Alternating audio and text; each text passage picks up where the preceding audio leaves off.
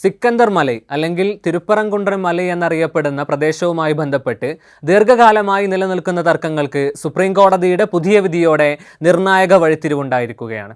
കുന്നിൻ ചെരുവിൽ നിലനിൽക്കുന്ന സുബ്രഹ്മണ്യ സ്വാമി ക്ഷേത്രത്തിലുള്ള കൽത്തൂണിൽ 24 മണിക്കൂറും വിളക്ക് കത്തിക്കാൻ ഭക്തർക്ക് അവകാശമുണ്ടെന്ന് പ്രസ്താവിച്ചും ക്ഷേത്രം നിലനിൽക്കുന്ന ഭൂമി ഏറ്റെടുക്കാനും നിയന്ത്രിക്കാനും ആർക്കിയോളജിക്കൽ സർവേ ഓഫ് ഇന്ത്യയോട് ആവശ്യപ്പെട്ടും സുപ്രീം കോടതി പ്രസ്താവിച്ച വിധിയോടെ പ്രധാനപ്പെട്ട തർക്കങ്ങൾക്ക് ഔദ്യോഗിക തീരുമാനം വന്നിരിക്കുകയാണ്.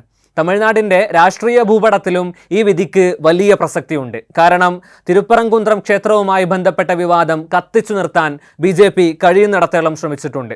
2026 അസംബ്ലി ഇലക്ഷനിലേക്കുള്ള ഒരു വജ്രായുധമായി കൂടിയാണ് BJP വിഷയത്തെ കാണുന്നത്. സുപ്രീം കോടതിയുടെ വിധിയോടെ DMK സർക്കാരിനെതിരെ വ്യക്തമായ രാഷ്ട്രീയ അജണ്ടകളോടെ BJP വെള്ളവും വളവും നൽകി വഷളാക്കിക്കൊണ്ടിരുന്ന പ്രശ്നം പുതിയ തലത്തിലേക്ക് വളരുകയാണ്. വിശദമായി പരിശോധിക്കാം. തമിഴ്നാട്ടിലെ മധുരൈ ജില്ലയിലാണ് തിരുപ്പറംകുണ്ട്രം മലൈ അല്ലെങ്കിൽ സിക്കന്ദർ മലൈ എന്നറിയപ്പെടുന്ന പ്രദേശമുള്ളത്. മലയുടെ താഴ്വരയിലുള്ള സുബ്രഹ്മണ്യ സ്വാമി ക്ഷേത്രവും മുഗൾ വശത്ത് സ്ഥിതി ചെയ്യുന്ന സിക്കന്ദർ ബാദുഷാ ഔലിയയുടെ ദർഗയും ഇരുവിഭാഗങ്ങളിലെ വിശ്വാസികൾക്കും ഒരുപോലെ സുപരിചിതമായ കേന്ദ്രങ്ങളാണ്. ജനലക്ഷങ്ങൾ സന്ദർശിക്കുന്ന ഈ രണ്ട് പവിത്രമായ ഇടങ്ങളിലേക്കും ഒരൊറ്റ കൽപ്പടവാണുള്ളത്. ചരിത്രപരമായി ക്ഷേത്രത്തിനും ദർഗക്കും ഒരുപോലെ പഴക്കവും പ്രാധാന്യവുമുണ്ട്.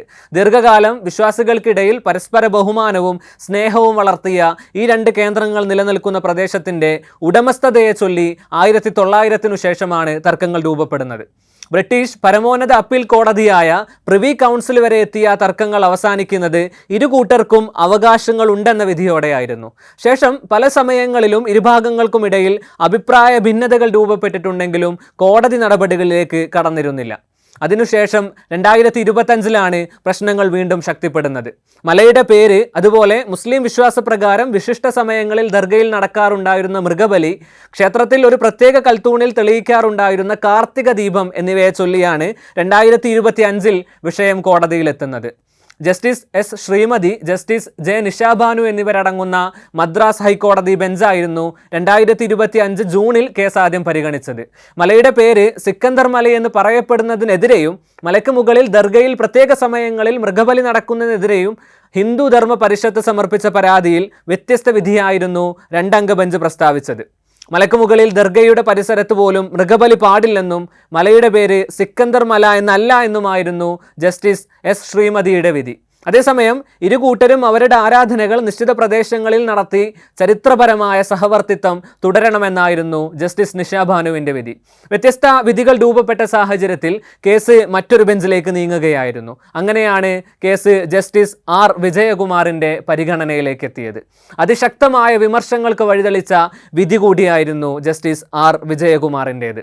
മലയുടെ പേര് സിക്കന്ദർ മലൈ എന്നല്ല, മറിച്ച് തിരുപ്പറംകുന്ത്രം മല എന്നാണ് ഔദ്യോഗിക പേരെന്നും മലയുടെ മുകളിൽ ദർഗയുടെ പരിസരത്ത് പോലും ആട്, കോഴി തുടങ്ങിയ മൃഗങ്ങളെ ബലി കൊടുക്കാൻ പാടില്ലെന്നുമായിരുന്നു ജസ്റ്റിസ് R. വിജയകുമാറിൻ്റെ വിധി. മൃഗബലി ഇസ്ലാമിക വിശ്വാസപ്രകാരം എസെൻഷ്യൽ റിലീജിയസ് പ്രാക്ടീസ് അഥവാ അടിസ്ഥാനപരമായ മതാചാരമല്ല എന്നതായിരുന്നു കോടതിയെ പ്രസ്തുത വിധിയിലേക്ക് നയിച്ചത്. ഇതിനുശേഷം 2025 ഡിസംബറിലാണ് കാർത്തിക ദീപം തെളിയിക്കുന്നതുമായി ബന്ധപ്പെട്ടുള്ള വിഷയം ഉയർന്നു വരുന്നത്. ക്ഷേത്രത്തിൻ്റെ പരിസരത്തുള്ള ഒരു പ്രത്യേക രീതിയിലുള്ള കല്ല് ദീപത്തൂണാണെന്നും അതിലെപ്പോഴും ദീപം നിലനിർത്തുന്ന ആചാരം ദീർഘകാലമായി നിലവിലുണ്ട് എന്നുമായിരുന്നു ഹിന്ദു ധർമ്മ പരിഷത്തിൻ്റെ വാദം. ഇതോടുകൂടെ ഒരു പ്രത്യേക വേളയിൽ മല മുഴുവൻ ദീപം തെളിയിക്കാൻ സർക്കാർ അനുമതി നൽകാത്ത സാഹചര്യത്തിലായിരുന്നു വിഷയം കോടതിയിലേക്ക് നീങ്ങിയത്.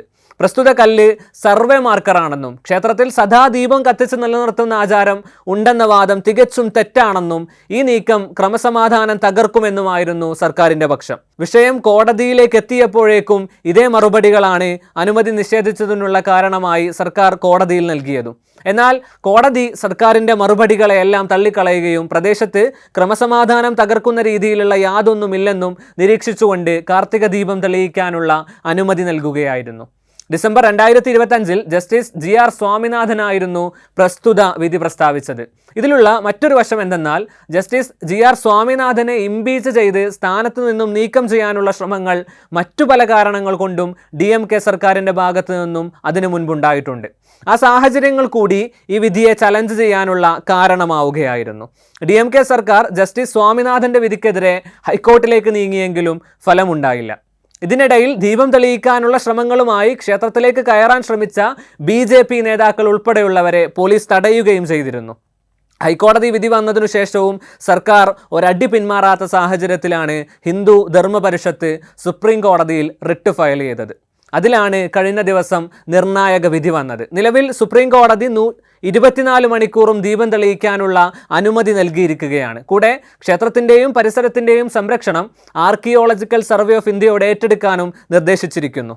പരിശോധിച്ചു വരുമ്പോൾ വിധിയെ ഇരു കൈകളും നീട്ടി സ്വീകരിച്ചത് BJP നേതാക്കളാണ്. DMK-ക്കെതിരെ അടുത്ത ഇലക്ഷനിൽ ഉപയോഗിക്കാനുള്ള വജ്രായുധമായാണ് BJP ഇതിനെ കാണുന്നത്.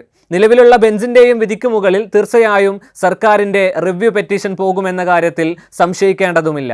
രാഷ്ട്രീയമായി ഈ അവസരത്തെ മുതലെടുക്കാനുള്ള BJP-യുടെ ശ്രമങ്ങളെ DMK സർക്കാർ ഇനിയും എതിർക്കുമെന്നതിൽ മറ്റൊരഭിപ്രായമുണ്ടാവില്ല.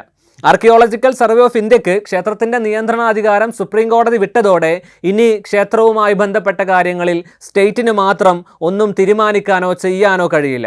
അതും വളരെ പ്രാധാന്യമർഹിക്കുന്ന സർക്കാരിൻ്റെ ഭാഗത്തു നിന്നും എതിർക്കപ്പെടുകയും ചെയ്താക്കാവുന്ന നടപടിയാണ്. അതുവഴി എന്ത് ലാഭമെടുക്കാൻ BJP ശ്രമിച്ചാലും DMK സർക്കാർ വീണ്ടും കോടതിയിൽ എത്തുമെന്നതിലും സംശയമില്ല.